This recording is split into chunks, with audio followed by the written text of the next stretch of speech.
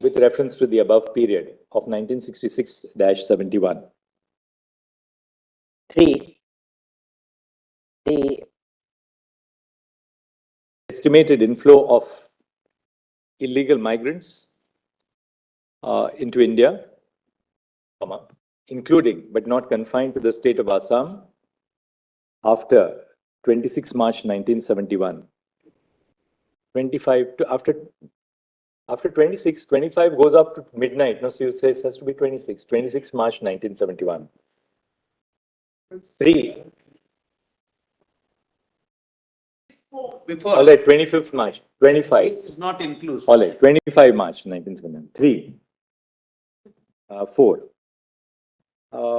In respect of persons who have and who are alleged to have entered India, including the state of Assam, after 25 March 1971, colon, A, the total number of foreigners tribunals which have been set up by the union government, semicolon, B, the total number of cases which have been disposed of, C, the number of cases which are pending as of date, E, the average time taken for the disposal of cases, and F, the number of cases which are pending before the High Court of, before the Guwahati High Court, before the Guwahati High Court ही बोल देते हैं. And 4,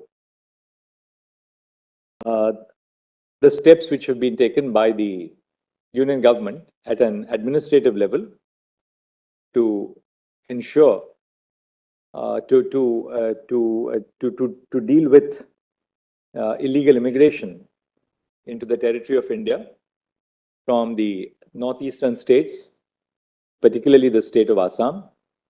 Stop. Details shall be furnished in regard to the extent of border fencing which has been carried out and the steps which the union government intends to take with estimated timelines to complete the exercise of border fencing.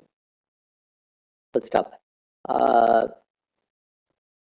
The affidavit, copies of the affidavit, soft copies, electronic copies of the soft copies of the affidavit shall be served on the counsel for the contesting parties. Anything else apart from this? That's directions. But how many tribunals have been? Yes. How many are functioning today also? That's as on date. So we have then a clear picture of what infrastructure we have. Request is, whenever your lordships have said union government, your lordships may consider strong state government because some functions are state government. I'm appealing for both, but all right. Where any of the where specific aspects of the data which has been sought by this order require a disclosure, implicate the functions of the state government, comma, the affidavit shall be supplement. The data shall be shared by the government of Assam. Full stop. However, it is understood that a common affidavit shall be filed both on behalf of the Union of India and the government of Assam and the state of Assam, which are being represented by the Solicitor General and the Advocate General. Right. Now, also, when we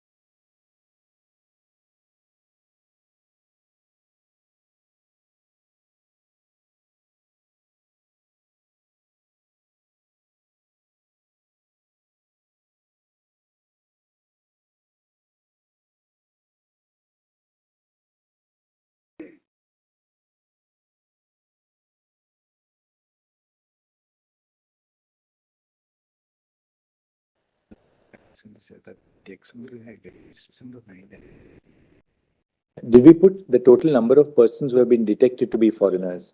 Huh? वो आया है? Would your lordships like to include Tripura also? That is another state We have which has said, been. we have All said, border states. we have said all northeastern states, including Assam. I'm We obliged. have just said including Assam, Man. which makes it very clear.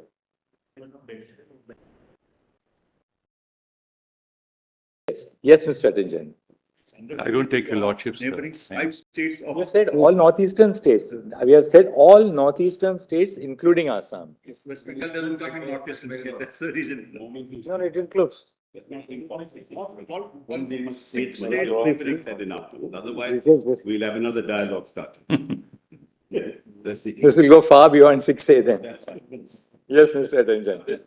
No, I don't propose to take your lordship's time too much. I have prepared a note. Let's I think quickly run through the note. 2C, I don't know whether it's, there's a separate note.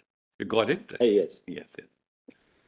I was It's trying also to on your point screens, out- by the way. It's all on the screens in front of you also. The attorney's note, it's there as well.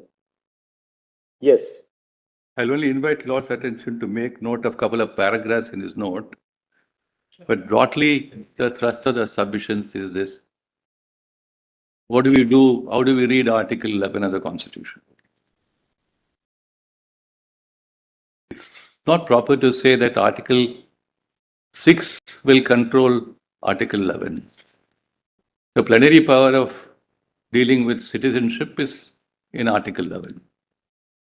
And courts will always see that the plenary power is not curtailed. Correct? Circumstances which may come from time to time to deal with the question of citizenship. We have this whole Eastern European scene, Bosnia, Croatia, Serbia, very difficult, complex situations in dealing with migration of people. And therefore, Article 11 has been contemplated. I don't propose to read again those very important observations made by Dr. Ambedkar. And it's a bit of a headache for us to go plow through all these provisions. And therefore, Article 11 is such a plenary power, and courts will certainly give due deference to that, the way the plenary power has been exercised.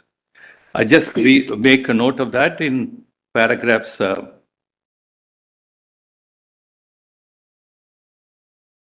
13 to 16.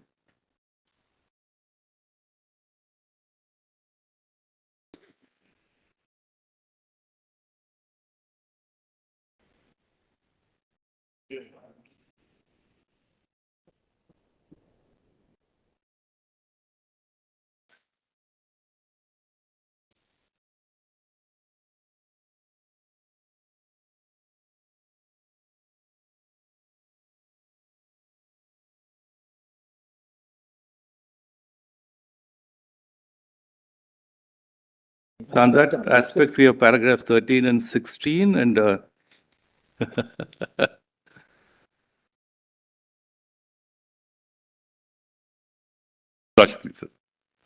so if you therefore have this understanding of Article 11, any reading of Section 6A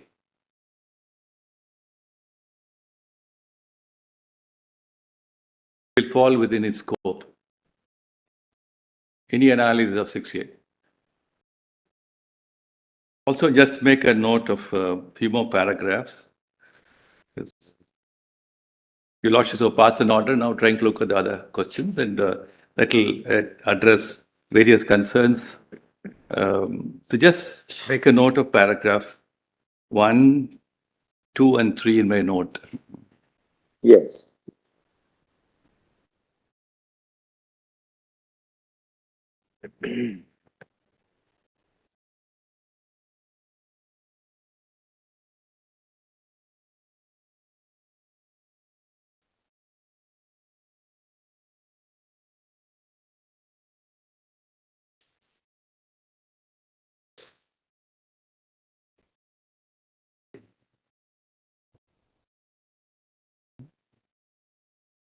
No, I just list.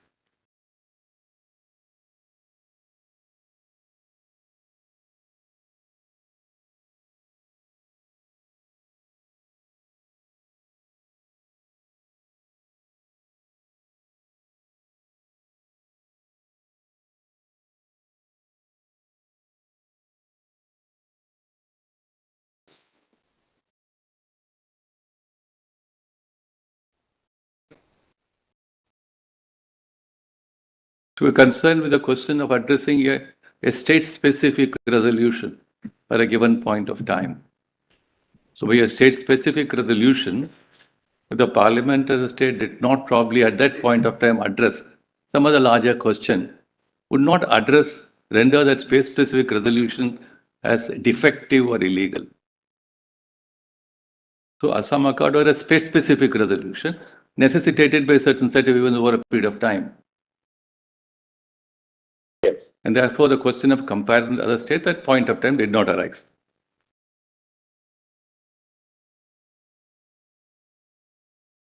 Yes. Then just make a note of another paragraph in my paragraph 5. Though this question has been referred to this bench on the question of delay in latches, so we not address arguments on that, but just make a note of it in paragraph 5. The Chief Justice yesterday made an observation about in 1985 what happened. You're looking 71 to 85. Look at the passage of time.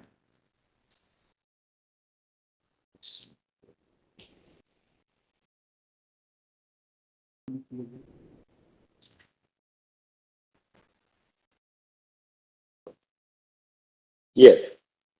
Then paragraph 8, the other argument that the law became bad in due course of time. That principle was laid down in Mota General Traders, in the context of a rent control law. Yes. So I am not sure whether that principle can be applied in the facts of this case. It is not that 6A became bad in due course of time.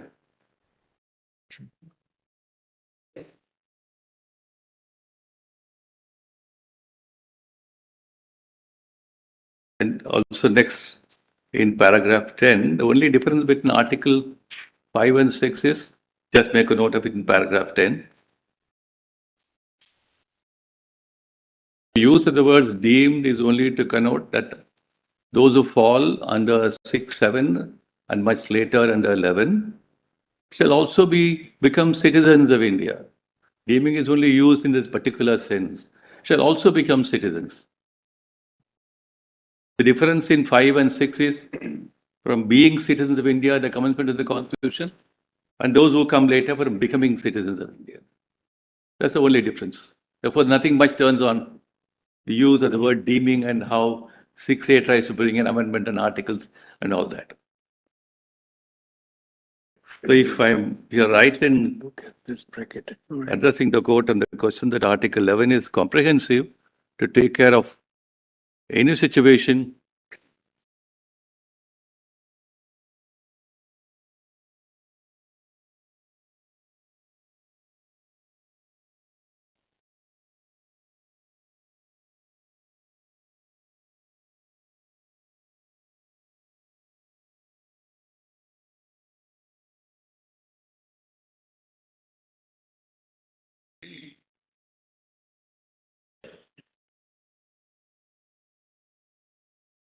Eleven says make any provision.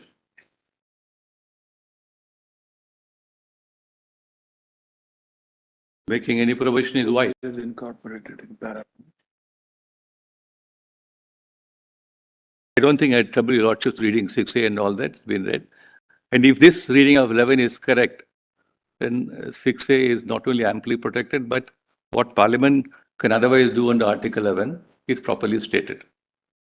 And that will be my submission. Yes, please. I won't take much of your lordship's time on this.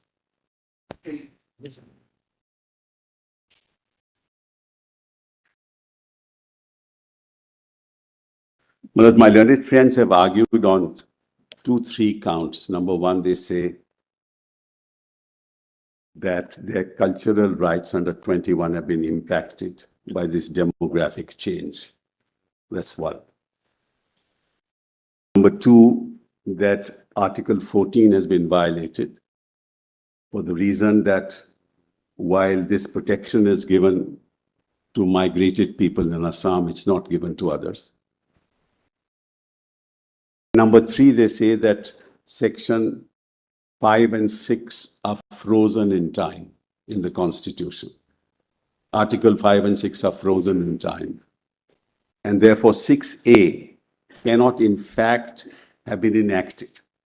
Broadly speaking, these are the three broad submissions. Now, there's a fallacy in each one of them, and I'll demonstrate it right away. Well, migration of peoples and populations is embedded in history. It cannot be mapped.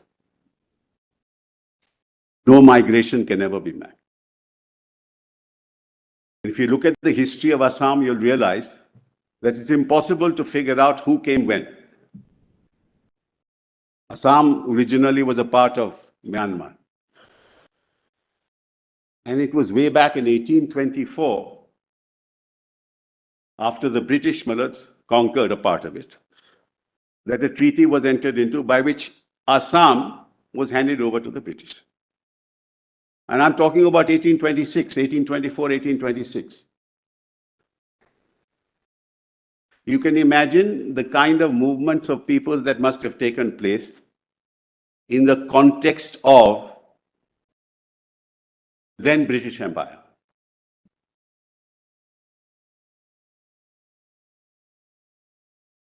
And if you jump to 1905, you will have the partition of Bengal.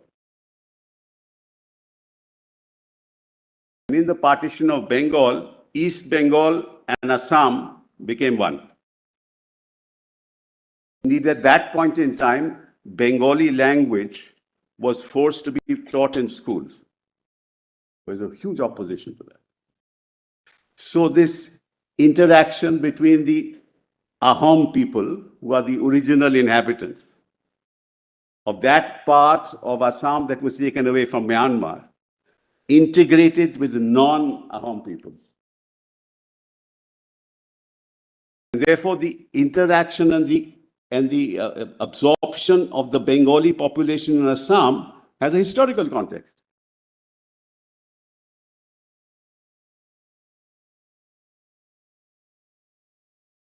In 1911, Manoj, it was reversed. The partition of Bengal was reversed.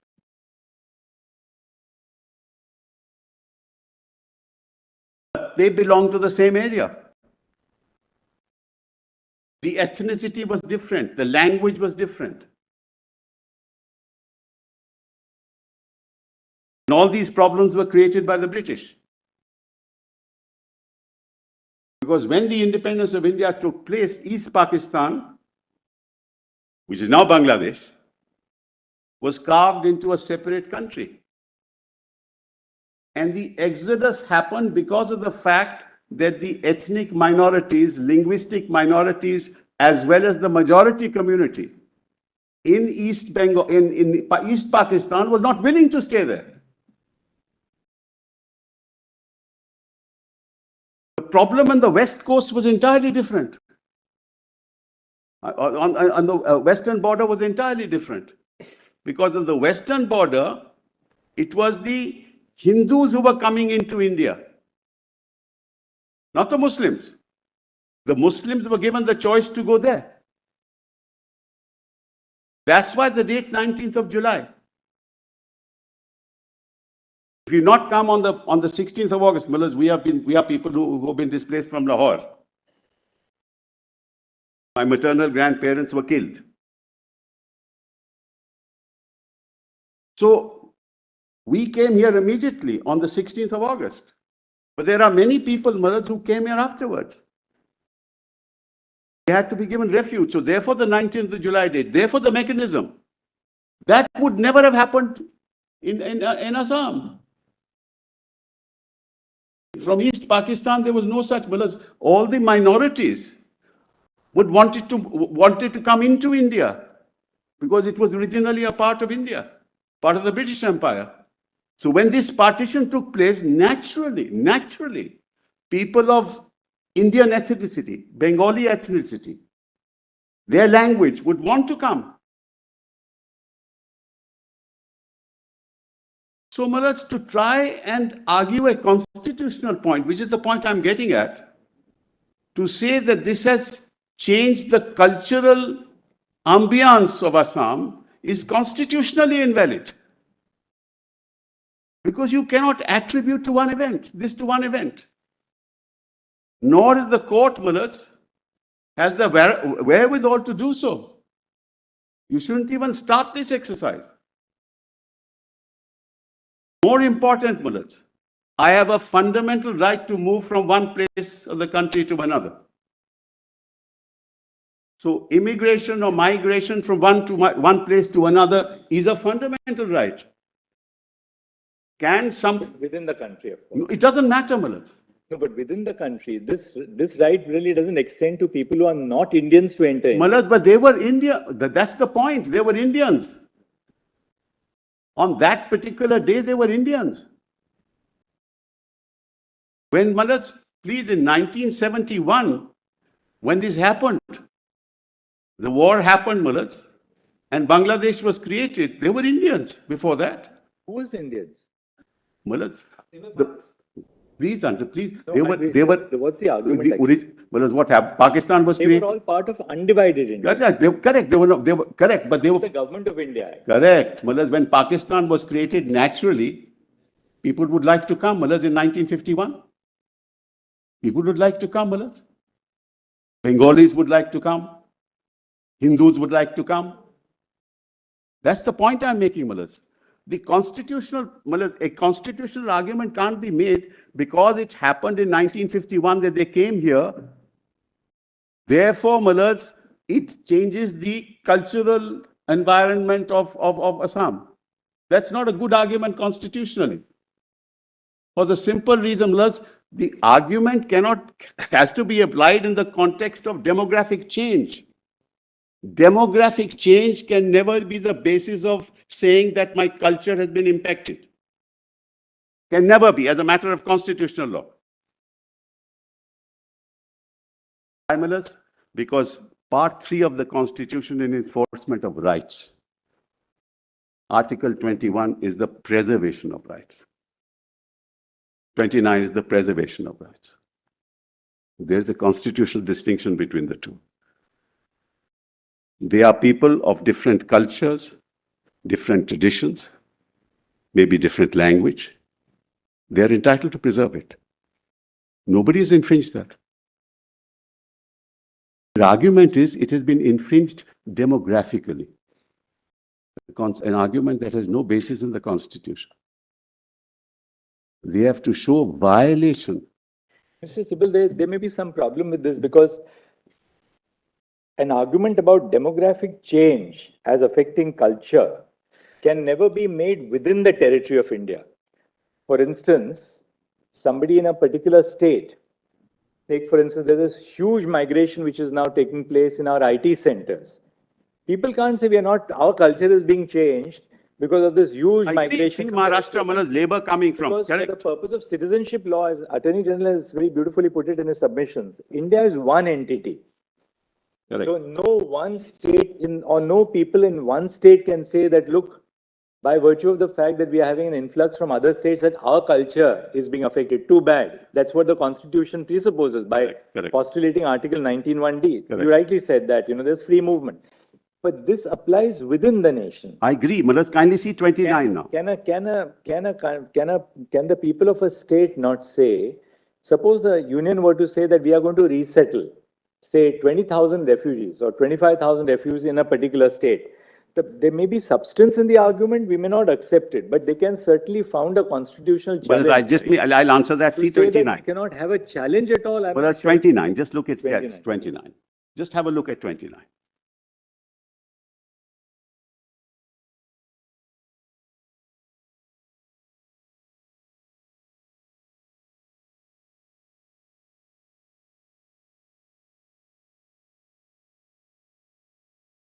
If I may, let's read it. Any section of the citizens residing in the territory of India or any part thereof having a distinct language, script, or culture of its own shall have the right to conserve the same. No problem. Which part of their petition says that their right to language, script, or culture has been impacted? It's not even their case. How do you bring 29 into it?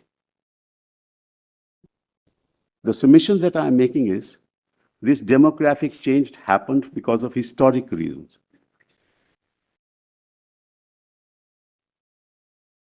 And these historic reasons don't relate only to 1947, after 1947. Historic reasons are etched in history right from 1824.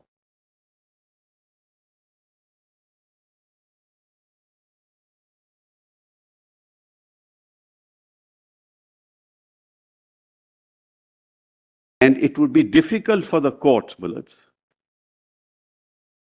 to identify as a matter of fact that this happened only after 1947. According to you, this flux was happening much before that. Much before. It's part of history, Bullets. And well, it's actually what happened in 1971 was the second partition of India. In the sense that Pakistan was, East Pakistan was obliterated from the back, Bangladesh was created, and those people, those Hindus, and That's not a second partition. second partition of Pakistan. So therefore, that because of that, these people came across. It's that second partition of Pakistan that resulted in part of this influx.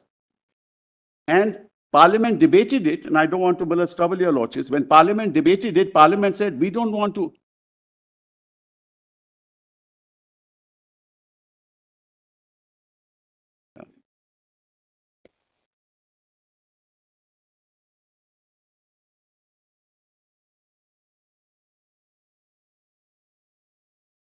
This literature we've put in the compilation, Malaj. In our compilation, I'll not trouble your lordships with it. The point I'm making is Malaj, this second partition of Pakistan resulted partly in this influx. The influx was happening, Malaj, all along. But in any event, Malaj, as a matter of constitutional law, they have to show as to what part of their language, what part of their script, what part of their cultural tradition is being impacted. And ultimately, what I heard the other side saying, and that's a political argument, what I heard the other side saying was, they have been even given the right to vote. It's nothing to do with 29. So, Malaj, what happened? Now, let's come nearer home, Malaj. Then what happened? In 1978, Malaj, the Janata Party came to power. And Malaj, there was a Janata Dal chief minister. And Malaj, as your lordship knows, Malaj, that government fell in 1979. Mrs. Gandhi then came to power. Now, what had been happening between 78 and 79, there were huge agitations in Assam by the student community. And if I may, Malaj, invite, just note it, Malaj, there's a book called Modern Assam, which is part of the compilation, Malaj. Where is that book? Yes, give the page. Kindly, just at your leisure, read chapter 12 of that book, which is titled Waves of Popular Protest.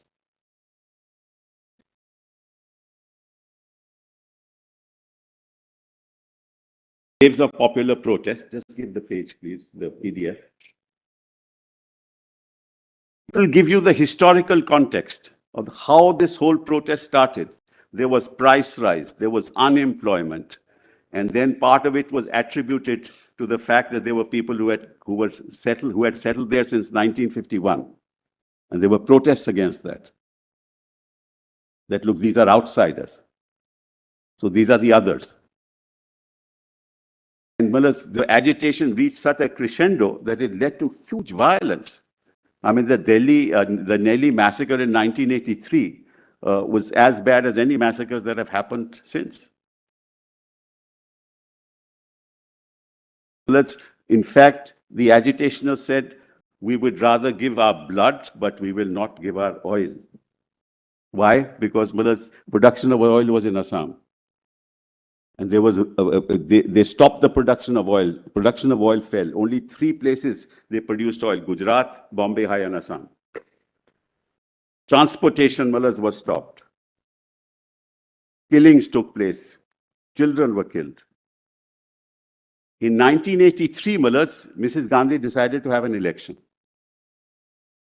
It was opposed. 2% of the people voted in that election. And a person with 17% won the election. There was again a huge protest. I'm talking about 83. Why this 85 happened? Mrs. Gandhi was assassinated in October. The demand was that 1951 onwards, everybody who was a non-Assami who had come in should be thrown out. This was not agreed to. Mrs. Gandhi got assassinated in October 1984. Rajiv Gandhi then said, let's try and compromise this issue. In the meantime, Praful Mahanta became the chief minister. And in the 2 years, 83 to 85, they got discredited. The movement, became weak. And the 85 Accord. Mrs. Gandhi always said, let's keep 1967 as the cutoff date. The learned solicitor rightly said, because of the 66 electoral roll. And 67 was the election. They did not agree at that point in time. But in 1985, when Rajiv came to power, he said, no, there should be give and take. And therefore, this cutoff date was agreed to. And therefore, the 1966 to 1971 period was dealt with separately. And the other period was dealt with separately. That's the genesis. Now, the first submission that my learned friend gave, he gave you population figures, those figures cannot possibly be relied upon one way or the other. Because you don't know the genesis of the migration. And even their figures show that after 71, the Muslim population has been reduced. Therefore, yes, the rate of growth has been reduced. So the point I'm making is I'm on the first point, of the Article 29 point. That has no constitutional basis. So we're not talking about people coming from outside or coming from inside. We're saying that in any event, in terms of 29, you'll have to show infringement.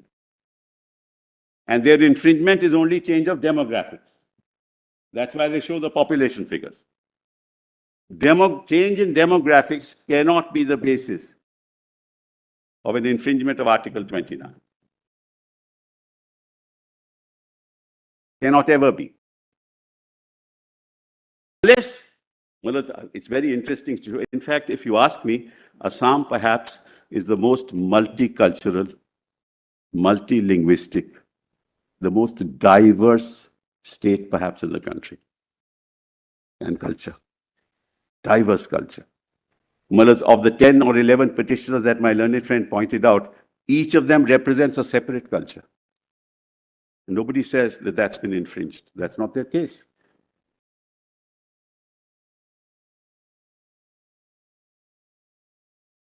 So it's a very slippery slope to address this issue on the basis of demographic change. But this is the march of history. You can't stop this. And at that point in time, Parliament said, why should we stop it? These are our own people. Those Muslims who left India and went to Pakistan, and they wanted to return India, there was a whole different process. It's included in section 5 and 6, in Article 6. Whole different process. Because we did not want them back. Here we were welcoming them because these are people of our own ethnicity. So this was an act that was recognized by the then government and allowed to happen. But they did not realize the kind of opposition that will emerge as it did in Assam. It happened in other states, but it happened in Assam. Essentially, the Assam Accord was that 71 onwards, Yes, nobody will be Correct, predicted. correct. 51 to 66 and 66 to 66 to 71, people who came in would be predicted, basically. That's right, 51 to 66, no questions asked. right. 66 to 71, you got to satisfy the... That's correct. Now, if you look at Muller's really migrations this way, for example, when the Vietnam War took place, kind of the Vietnamese people that were settled, these are all foreigners. You look at the German Mullahs, the Turks Mullahs who have now been given citizenship, when the Germany's tweaked its constitution. It's tweaked its constitution. It never allowed this to happen before. So Mullahs, Mexicans, there's a special provision of the Mexicans in the US. So the point that I'm making is that's the decision of the political process which allows this to happen and then makes a provision for it under the law. There's no basis for challenging it other than Mullahs, other than the ground that it is discriminatory. But this was a non-discriminatory recognition, not based on sex, not based on race, not based on caste, not based on religion, not based on on no prohibited... Place of residence, yes. Sorry? Based on place of residence. No? You have to be an ordinary resident of Assam. No, but that's the test. That's the test, Mullahs. I'm sorry. That is the test. That test was applied between 66 and 71. And your Lordship looks at the entry in list 1. It's entry 17 of list 1. Yes, 17. Which is citizenship, naturalization, and aliens. There's no doubt that Parliament has a power. There's no doubt about it. No, I'm Entry only, 17 sorry. Entry 17 confers and read with 245, Article 245. Parliament undoubtedly has the power Correct. to legislate. Correct. But they were not discriminating on the basis of residence. They were not discriminating anybody on the basis of residence. They were saying only if you are resident will you get this through the process of naturalization. They are under no prohibited category. Well, there's another very interesting feature as far as Assam is concerned. Assam has 5 hill areas, scheduled areas, that were created. And they are autonomous councils, Mullahs. A lot of the minorities, Mullahs, never went to those scheduled areas. You can't buy land there. So they remained where they are. So the Muslim population percentage showed it had increased. So all these are very complex issues, Mullahs. How is this court going to determine all this and come to a conclusion that this is violative of 29? There's a place called Darang, Mullahs. Darang was, a part of Darang was created as a tribal area. Mullahs. So the Muslim population only stayed in the other part, Mullahs, so that if you took Darang in its original state, Mullahs, the Muslim population would be less. But when the tribal area was considered, the Muslim population would be more. The point that I'm making is there are no judicial standards to determine all this. It will be a hazardous task, judicial task, for you to come to a constitutional conclusion that because of this, their cultural rights under 29, because 29 is preservation of rights. Preservation of rights assumes that there is a violation and because of which I have a constitutional entitlement to say, issue a writ of prohibition, issue a mandamus not to allow them to violate. It's nobody's case.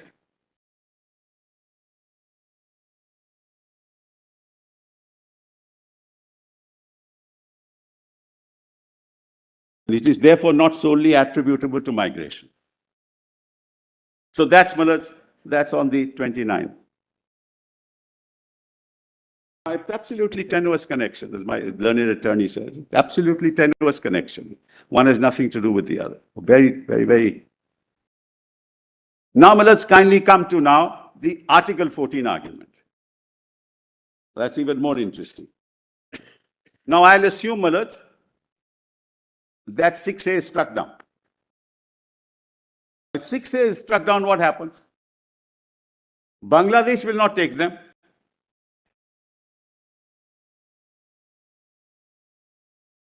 He said this will result in a group of stateless citizens. Total statelessness. The joint communique, which was issued by Sheikh Mujibur Rahman and the then Prime Minister, clearly says that Bangladesh will take back people who had come in after 25th of March 1970. That's correct. So, Malas, you cannot, as a matter of constitutional law, Malas, and again, if you go So you will have people in India yes. who have been otherwise recognized as foreigners by the Foreigners Tribunal's order, who cannot be granted Indian citizenship, Yes. and yet who cannot be deported, though they are aliens. That's correct. And if you go to my submission, well, just give me power of judicial review. I've dealt with it in 2-3 minutes. I'll just finish on this aspect. Kindly come, Malas, to volume 2, my submissions. Yes, we got yours. The ones, yes, we've got your volume 2. Volume 2. At my submissions start at page 19, but scope of judicial review is at PDF 23. That's all right.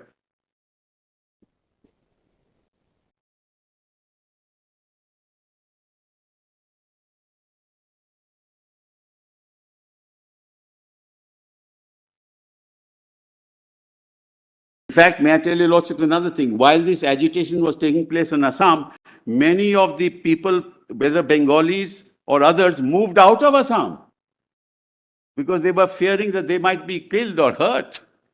Many families actually migrated to other states. In fact, the migration to some of the other states, Malas, is also attributable to what the uncertainty that prevailed in the state of Assam from 1978 right till 85. And then, Malas, as your Lordship knows, Meghalaya, Mizoram and others.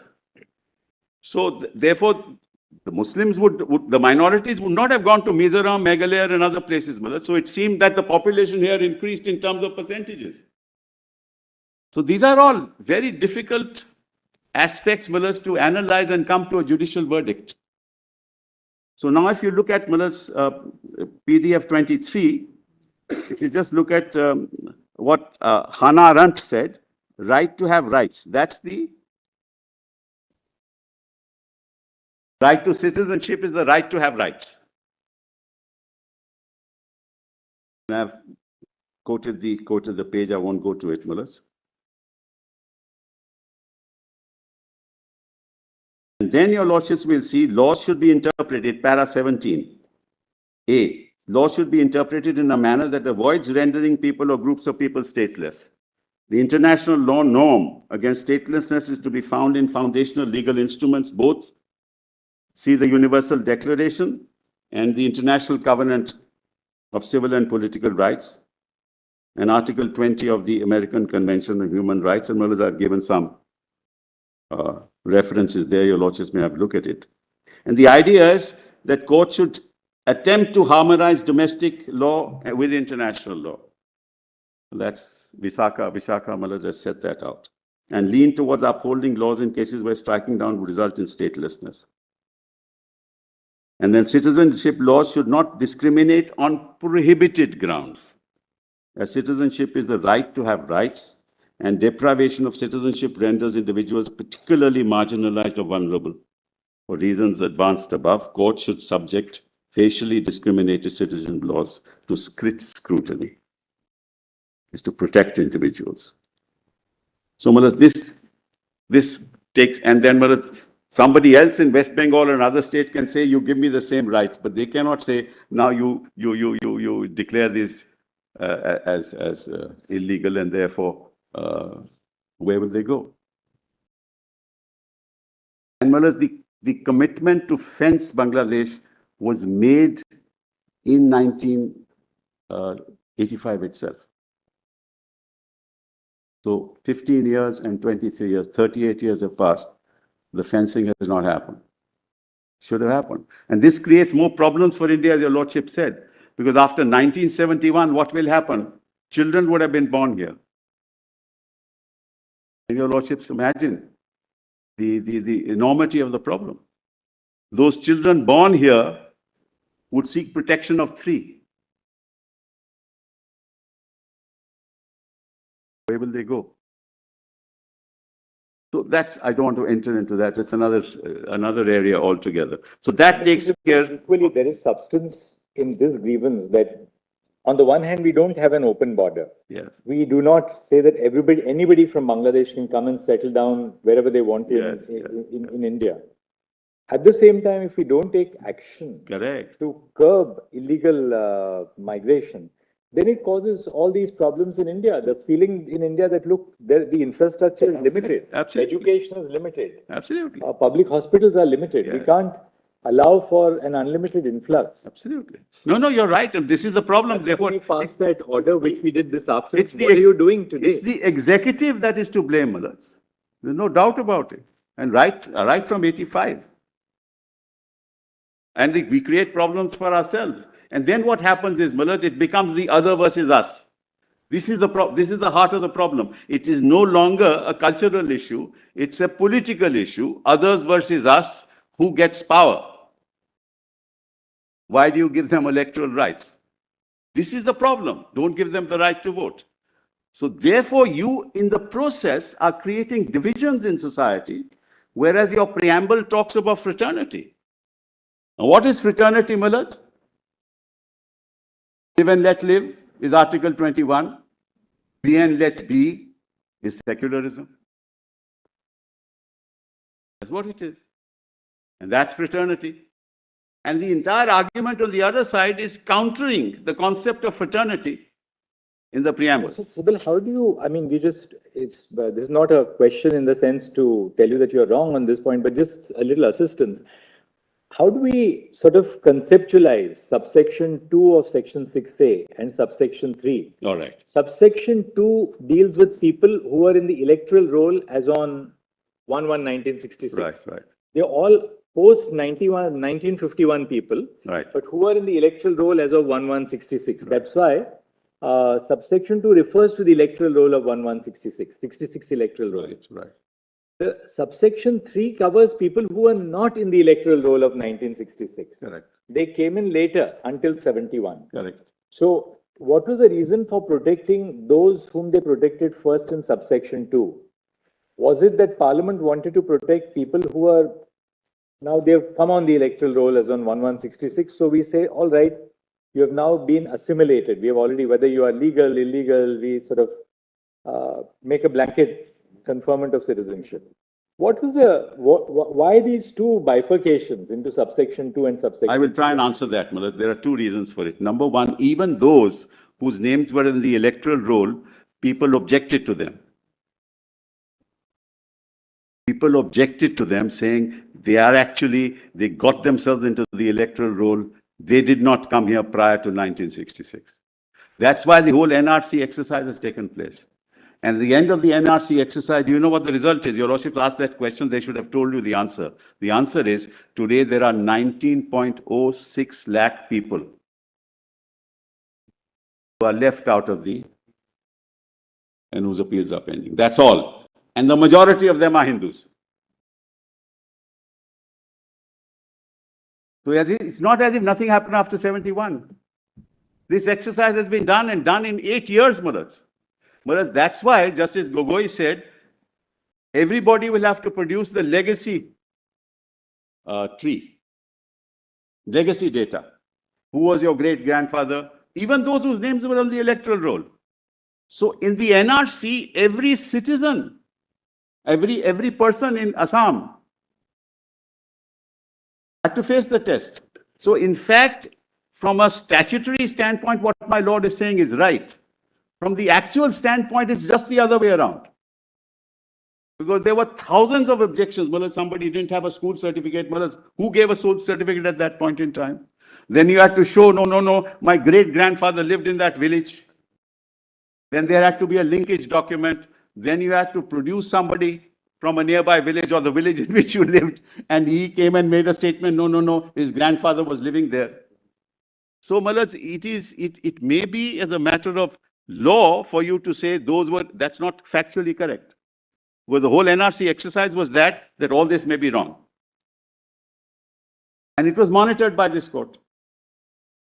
And it ultimately found that the majority of the 19 lakhs were Hindus. 1,600 crores was spent in that exercise. So the point that I'm making is, Malaj, while your lordships asked me that question, the factual situation is in fact just the opposite. Because I don't want to bring any politics into it, because everybody objected to a particular, that he doesn't belong here.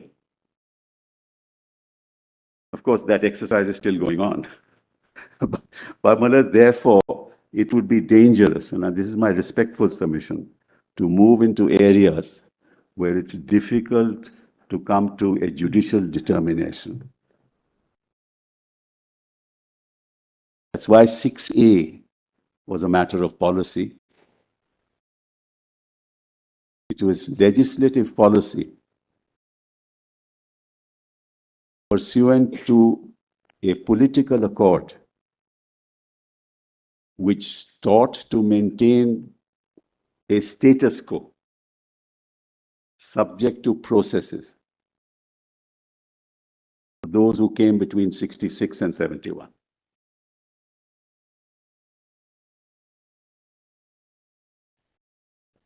Yes. And if they do not formulate how 29 has been violated, why would your lordships go into it? But that's really the answer to your lordship's question. That everybody was questioned. It just so happened that once you're on the electoral roll, then you have a leg to stand on. But that was not the end of the story. It's not as if everybody who was on the electoral roll was accepted as a citizen. And then, Malaj, the argument that they owed allegiance to Pakistan, I don't understand that argument at all, Malaj. When I am born, Malaj, do I have an oath of allegiance to give? Or if somebody is granted citizenship? Well, people don't give oath of allegiance. When people came from what? The upheaval, actually, as a matter of history, when did the upheaval start taking place in East Pakistan? Upheaval started taking place in East. No. The 66, I'm talking about the leading up to Bangladesh. Lordship knows, after the Bhutto election in particular, but the fact of the matter is that those belonged to an entirely different cultural tradition. This was all part of Bengal, Malaj. This is East Bengal and West Bengal.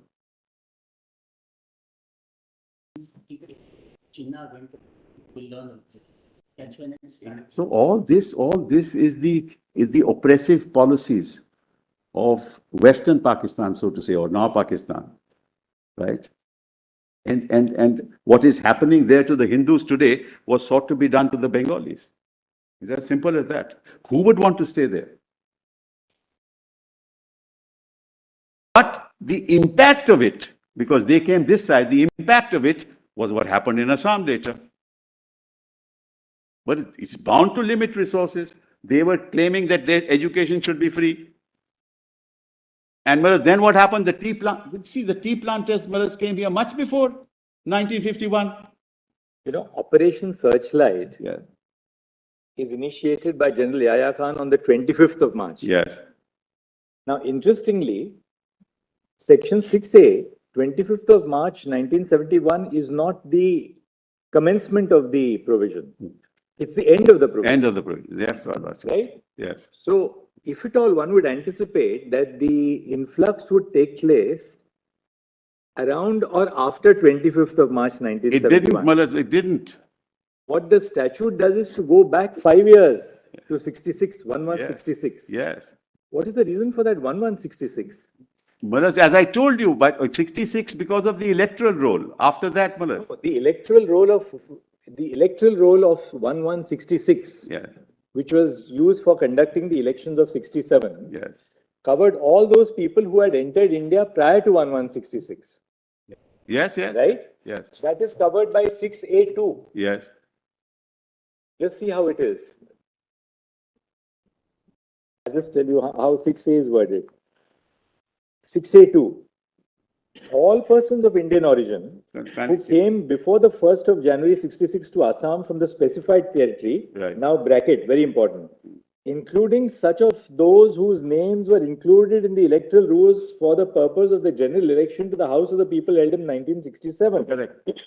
That is to say, the 1967 election was held on the basis of the electoral roll of 1166. Correct. That covered people who had come in prior to 1166. Necessarily, Malas, people may have come prior, but they may not be in the electoral roll. You're right. I'm not talking about the exclusion. Yeah, But 6A2 yeah. covers people post 1166, Yes, yes. right? I can understand 6A2. 6A2 says, whoever now we have included in our electoral roll, will give them citizenship. Therefore, anybody whose name was in the electoral roll of 1166 got the benefit of citizenship, but under which provision? Under 6A2. Yes. Now, what is the logic for 6A3? But I'm saying, Malas, many people who had come in even earlier, but they had no evidence to show. Malas, kindly, there are many people who came in earlier. No. The war is later. War is not then. 65 war happened. 6A2 you cannot justify on the ground of the Bangladesh liberation. No, I'm not, crisis. Malas. There is a Pakistan war, Indo-Pak war of 65. 1965, there was a war. There is the Indira Gandhi Pact. Chief and Indira Gandhi agreed. Act. Those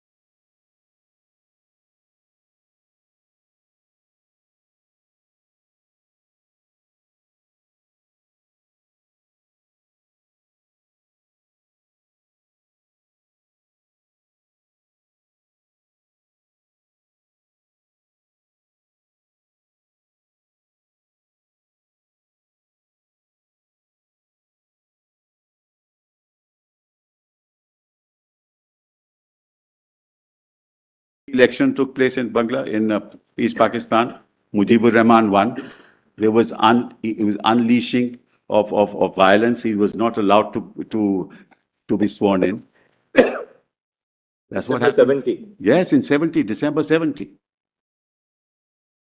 That's the violence that happened. He was not allowed to be sworn in.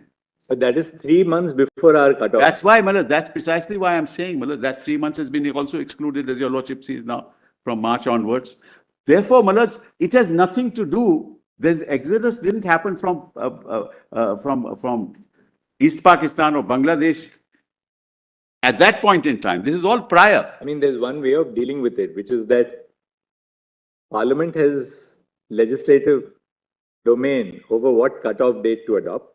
That, of course. Unless the cutoff date is palpably arbitrary. That's correct, that's correct. You normally allow Parliament. But apart from that, Malas, I mean, that can always be a judicial mantra, but we are trying to figure out Malas, what is the logic. But Malas, it's not just a cutoff date. It is to prove, your residence. Sorry? It's not. That's all right.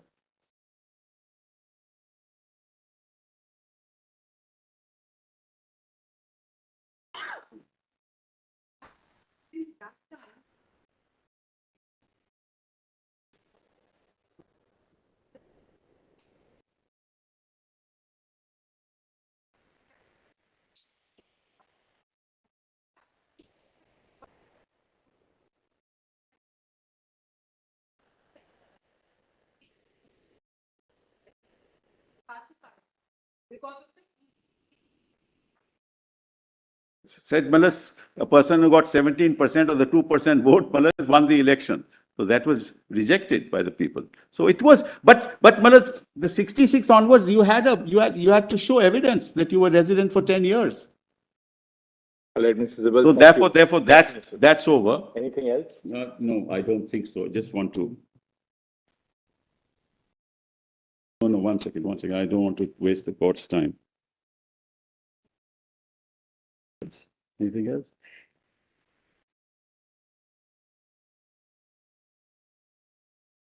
Therefore, there are only two aspects, the date and the territory.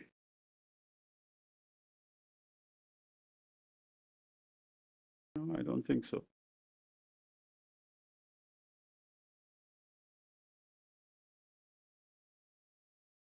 Also note, Miller, the tea plantations, the traders came much earlier. So the date and the territory are the two aspects, Miller, which are considered and deeply obliged. Thank you, Mr. Zibal. Yes, Ms. Jaising. Huh? No, my lord is only confining to 6A. Why are you worried? They were worried they'll go beyond 6A. Of course not. We haven't argued that. No, we are very clear in our mind. We have not heard the, Because it has Mr. other Diwan has not applications. argued that, Mr. Solicitor has not argued anything Yeah, beyond because 6A. 2024 is round the corner, Mullah, then nothing should be.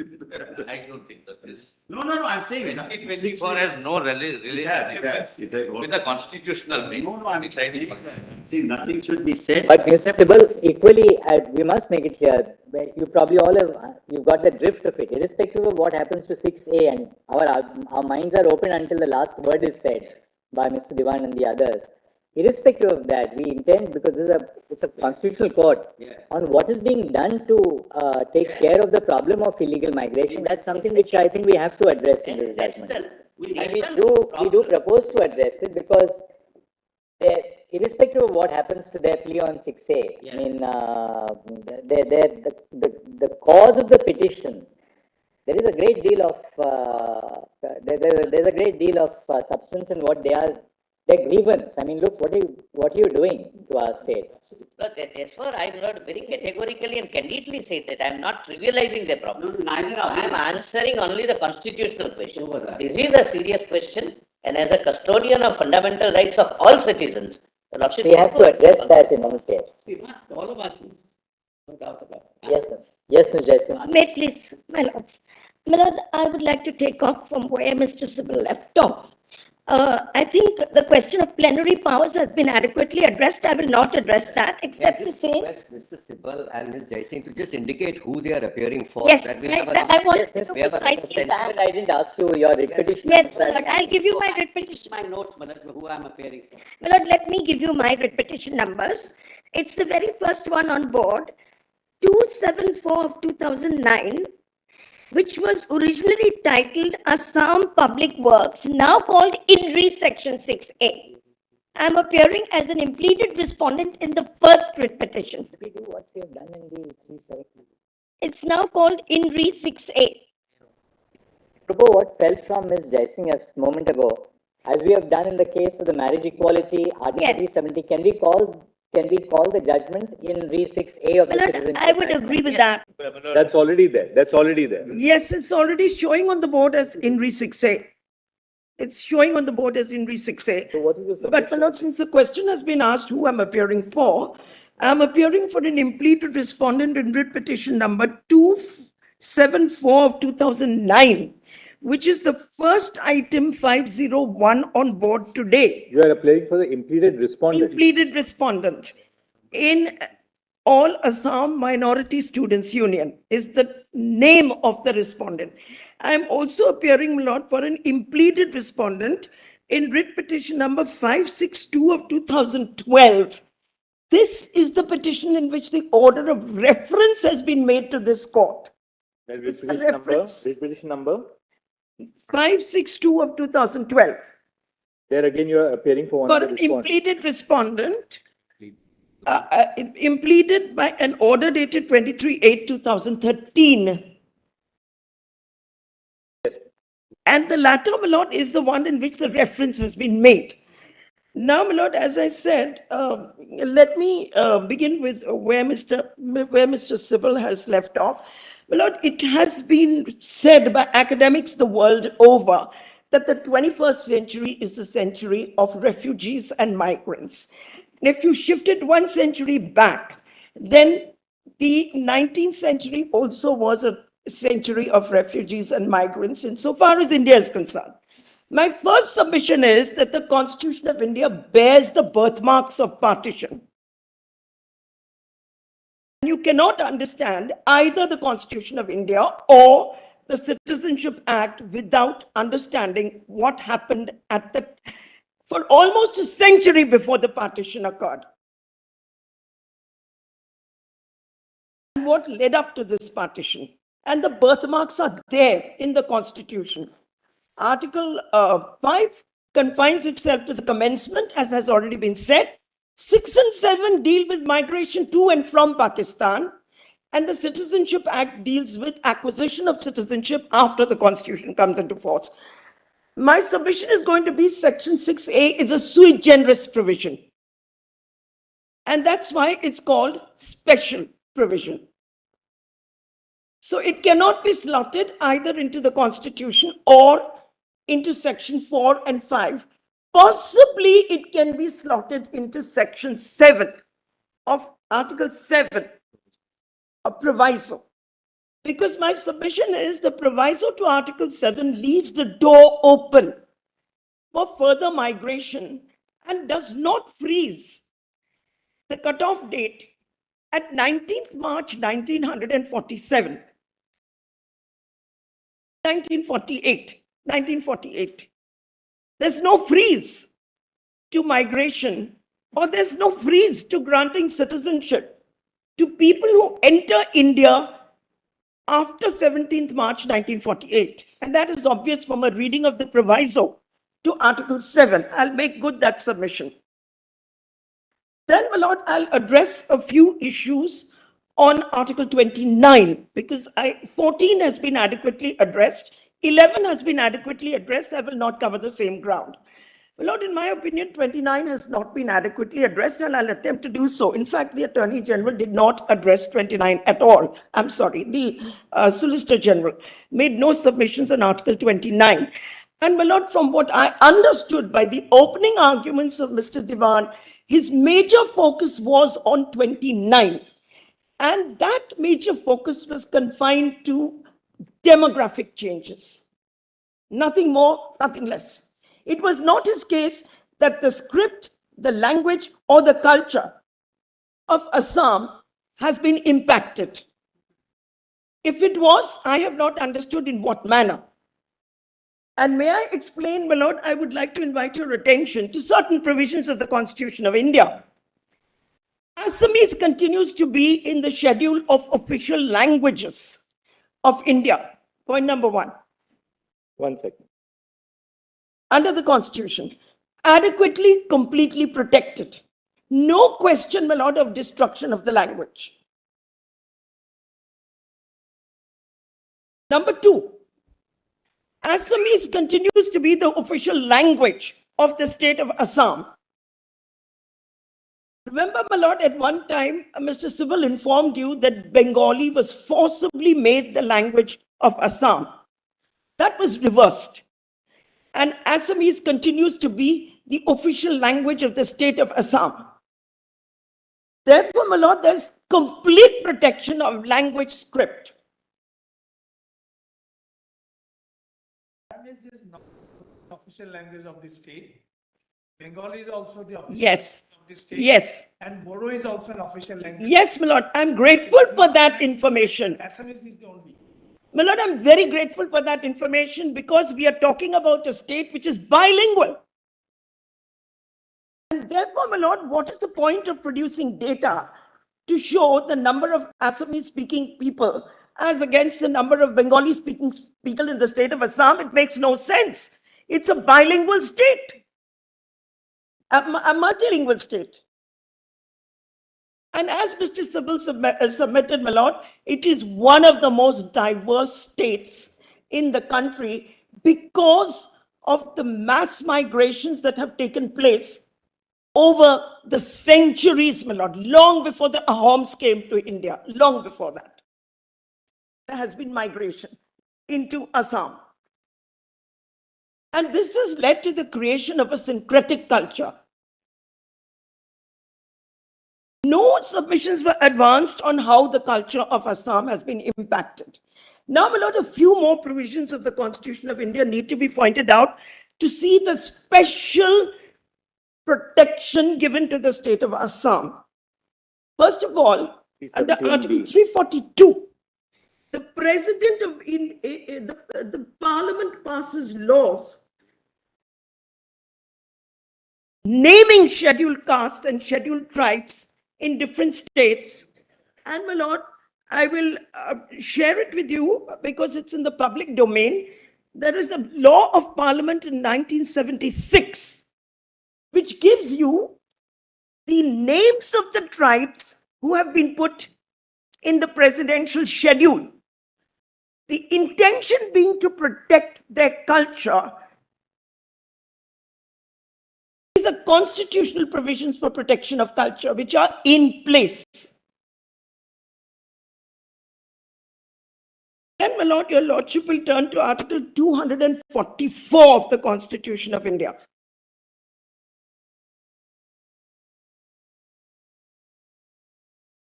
I'm going through the list of constitutional provisions which are intended to protect the state of Assam and in particular the tribals. My learned friend Mr. Devan said each of his petitioners represent a certain tribe. And I presume it was his case that it was tribal culture which is being destroyed. Now, my lord, we turn to 244 of the Constitution. Yes. Administration of scheduled areas and tribal areas. The provisions of the 5th schedule shall apply to the administration and control of scheduled areas and scheduled tribes in any state other than the states of Assam, Meghalaya, Tripura, and Mizoram. Special provisions have been made for these states given their history.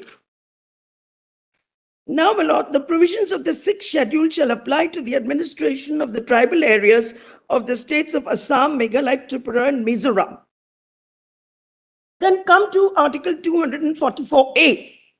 Formation of autonomous states comprising certain tribal areas in Assam and creation of local legislative and council of ministers of both thereof.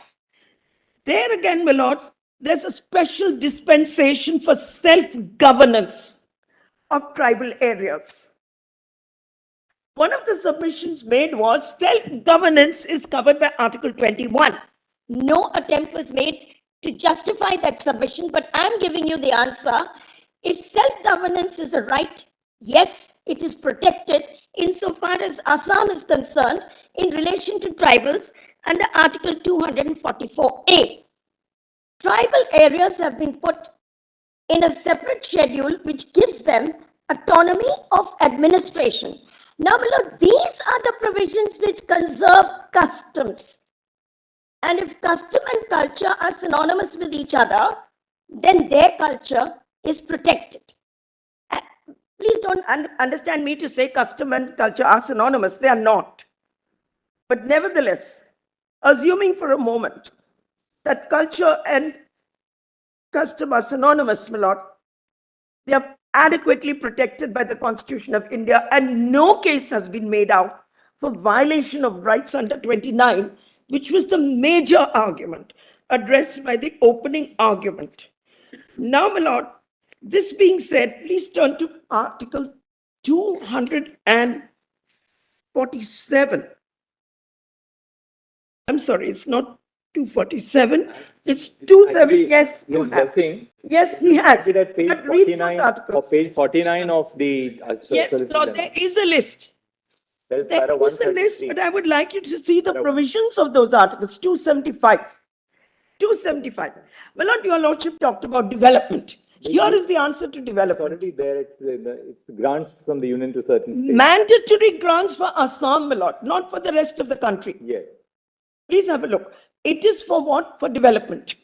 Mandatory. Whereas the others are at the discretion of the Union of India.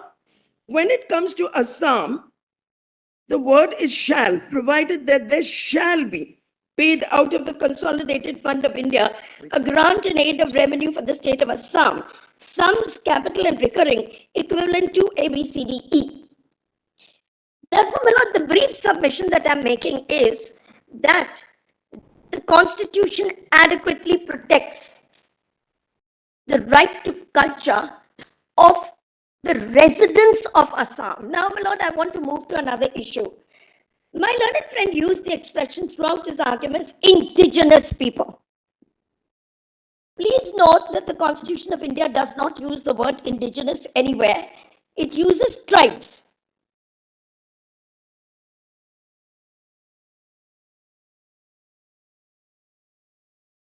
I, for one, my lord, do not know who is an indigenous person of Assam.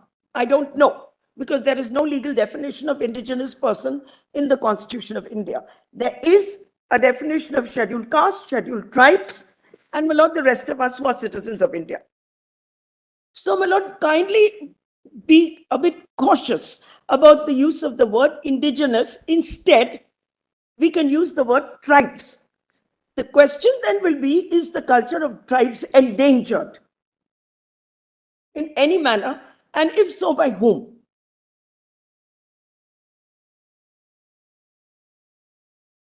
Now, my lord, let's see the plain wording of Article 29. Just the straightforward reading. And my lord, it certainly surprised me. I don't know whether this court will be surprised. But in the last 75 years of the functioning of this court, I have been unable to find a judgment which defines what is culture. I was looking very hard, my lord, to see if I could find a judgment which I could present to you, which would precisely give you the content of the meaning of the word culture, so that it would enable us to decide when is it undermined. But there is none. To the best of my knowledge, my research could be limited, but this is my submission before you. Now let's read Article 29 and see what we can make out of it on our own.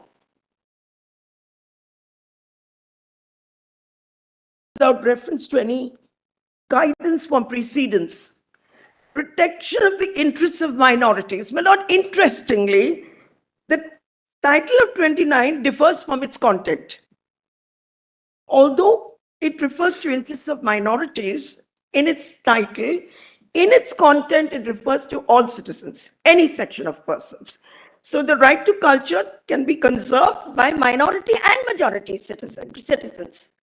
So if you read it, any section of the citizens residing in the territory of India, it doesn't say any minority citizens.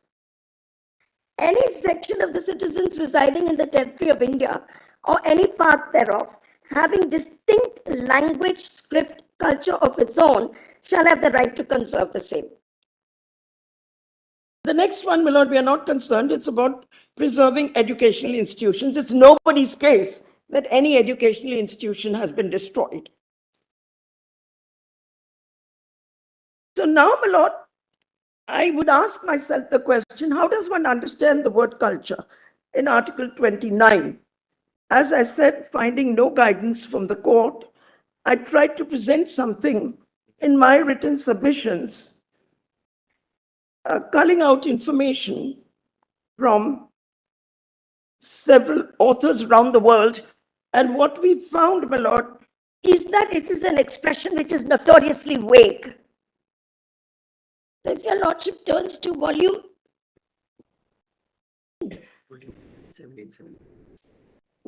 2, page 74, under the heading Submissions to the Challenge Based on Culture.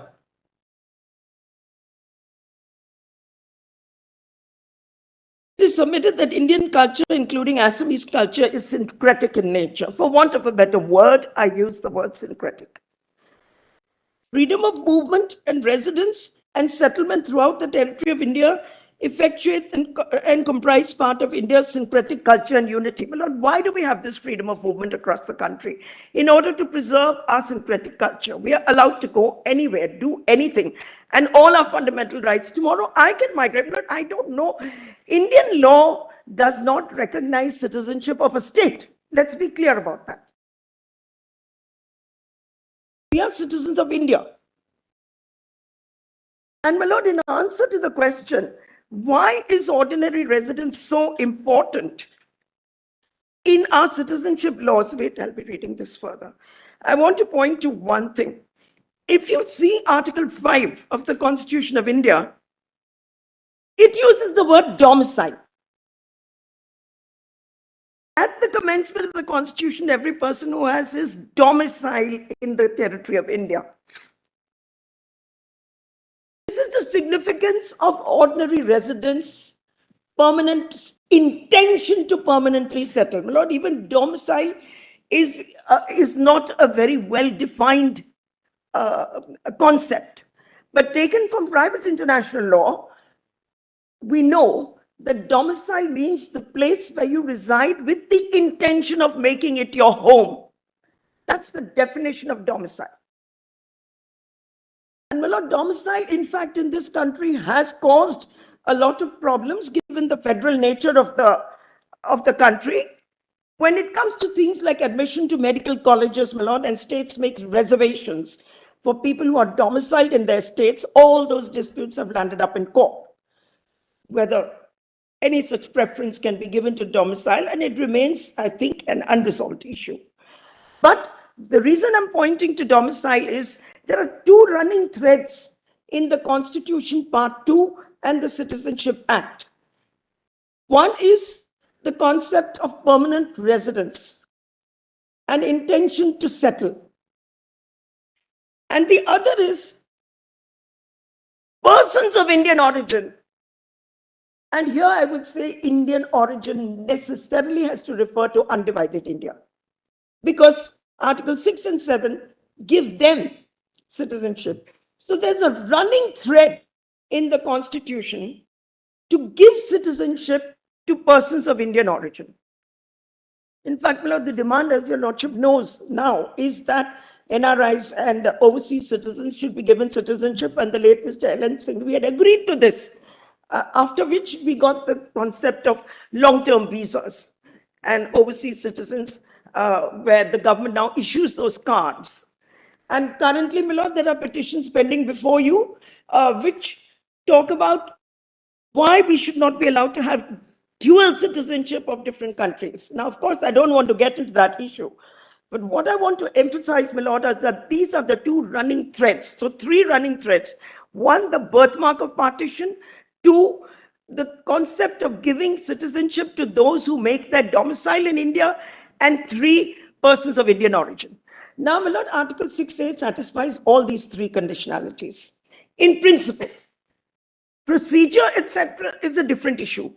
But all these three conditionalities are satisfied by Article 6A. These are the three conditionalities. As Section 6A of the Citizenship Act, my lord, and therefore its constitutionality must be viewed in that context. Which are the three conditionalities? One is the relevance of the birthmark of partition in this country. The second is the intention to reside permanently in India. And the third is a person of Indian origin, India being defined as undivided. These are the three guiding principles for determining the constitutional validity of 6A. Has Parliament gone beyond these principles? What is the second one, madam? The second one, my lord. The second one is the intention to reside permanently or resettle, settle or resettle within the territory of India. What is the third, brother? Third kya tha? Person of Indian origin. Yes, person.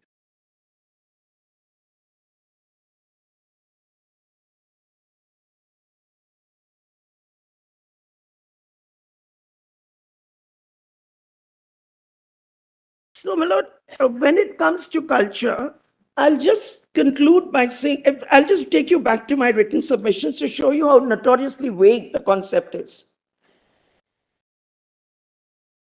Now, actually, you know, if you really look at that, culture is such an amorphous concept. Culture is you can say in so many ways, a product. I was just identifying, you know, what goes into culture. You say Indian culture. Is there an Indian culture? And then, so all of us believe there is an Indian culture because we belong to this syncretic culture of the nation. But what is it? What goes into it? You can say language. Yes.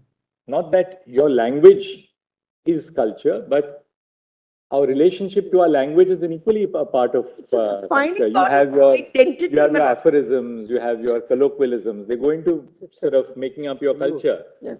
Art, belief, Language, customs. See, I've identified a few things. Language, customs, social institutions. Yes, my lord. Religion. Your religion. Yes, yes, my lord, all of that. Practices. Yes, my lord, all Food. of that. So, Food. food, Apparel. yes, Geographical conditions. yes. Relationship with nature. Yeah. For instance, you go up to Ladakh, you go to Zanskar, you'll realize that, the culture is a product of your relationship with nature when you travel to those areas. Or you go down to, say, the west coast of Maharashtra, you'll see so much of use of coconut. Why? Because of the fact that coconuts grow there. You go down to Kerala. So even that's all, it all goes into the generation of a cultural tradition. So culture is not specific to any of these items, but is a unique, is an interplay of all this that produces a culture. Music has a very important bearing on the production of culture. Respect to law and order. It's a way of living. Respect towards law. That's why in certain parts you see people are more into Well, Lord, with respect, I agree. All these elements make up culture, and it's an aspect of our identity. But, my lord, your lordship will also bear in mind that we self-identify with a particular culture. It's a self-identity with a particular culture. Nobody's forcing it on us. And, my lord, we cannot forget that this country was reorganized on linguistic lines by the States Reorganization Act. At the end of the day, my lord, the entire country was reorganized on linguistic lines because language is an important element of identity of a human being. This is the reason why it was reorganized on linguistic lines. So, and this is why language is protected, especially under Article 29, under the right to culture. Well, there have been so many language disputes in this country. Your lordship knows whether the 3-language formula should be adopted, whether Hindi should be enforced on non-Hindi speaking states. The disputes are endless, but it's because there is so much identity with language. An individual identifies to such an extent with language that it's a separately protected right under the Constitution. So, my lord, I've gone on to explain that it's notoriously amorphous and it's a notoriously overbroad concept. And I have finally come to the conclusion, my lord, that judicially, your lordship can only accept constitutional culture, constitutional morality as the culture of every citizen of India, in addition to any other culture that they may have. Why has this court taken such pains to emphasize the issue of constitutional morality in this country?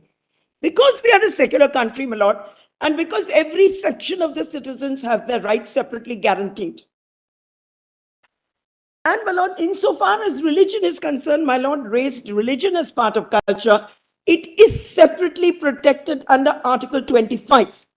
But everything that of this is separately protected. Yes. Your right to food is protected by 14. Language is protected independently. Yes. But culture is what emerges from this, the interplay between all these. It's a way of living, as Brother Sundaresh But said. it's self-identity with the culture. Nobody can tell me you identify with somebody else's culture. We create our own cultural communities and we identify with them. And there are subcultures as well. We all say that we have a culture as Indians. But we then also have culture. We have also a culture as belonging to the state where you come from, Yes, the area of the state where you come from. So, my lord, that my conclusion, and I won't bother you with it, is that when this court is venturing to answer the question, if at all, what is culture, my lord, kindly bear in mind that we already have a constitutional culture in this country, built up through precedents of this court and through the very document that we are reading today. And I would say that it is that constitutional culture which cannot be endangered. Thank you, Ms. Jaising. Thank Yes, you so my lord, one more. There are some questions that I need to answer. In the list of dates I've given, my lord, in fact, a very, very famous senior counsel of this court has migrated to India. In his autobiography, he records that he migrated from Burma to this country. So who is Indian, who is not? Who's Assamese? There is no definition of Assamese at all. We are only resident. Walk from Burma to India. To Assam. And Assam was part of Burma, actually, and then ceded to India under a treaty with the Burmese. So, my lord, as Mr. Sybil had indicated, the cross-migration that has taken place in Assam includes Hindu, Muslim, Christian. A lot of the tribals are Christian, my lord, in the state of Assam. Those who have gone into the autonomous areas. Therefore, my lord, to present demography, my point is only this. I'll just read out one small paragraph. That to offer demographic data as evidence of impacting culture is not constitutionally acceptable.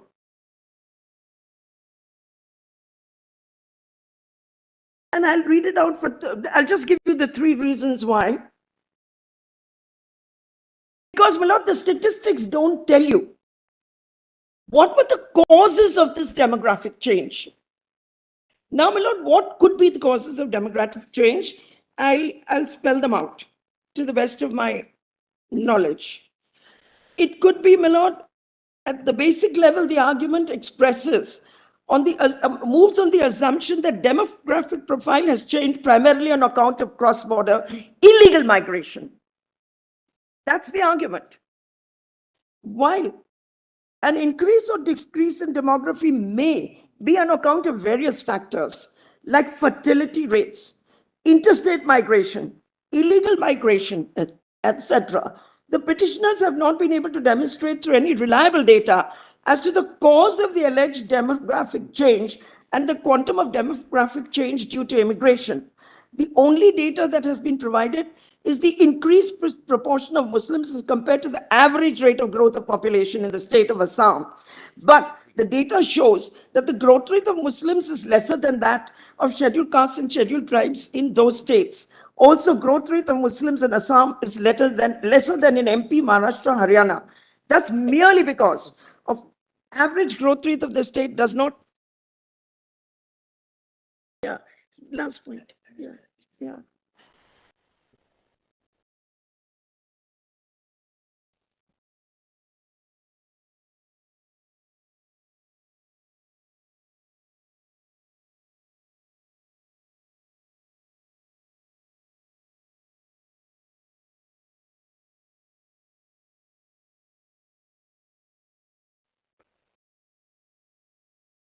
There's just one other issue, if I may seek your indulgence, which I need to address. References have been made to the fact that immigration is external aggression. This is, to say the least, my lord, an argument of alarm.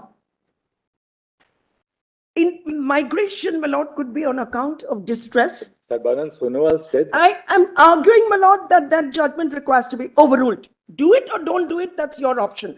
But yes, if it's not an issue, fine. But I just want to put it on the, my lord, please, now please.